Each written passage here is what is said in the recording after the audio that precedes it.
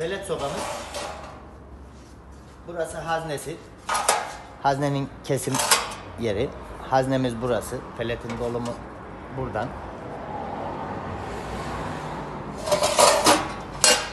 Ekrandan peletin atış süresi. Burası küllük.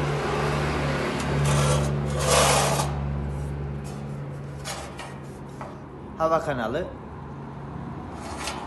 75 metrekare alanı çok rahat ısıtan bir üründür. Saatte 1 kilo pelet yakar. Yakıtı uygundur. Dumansız.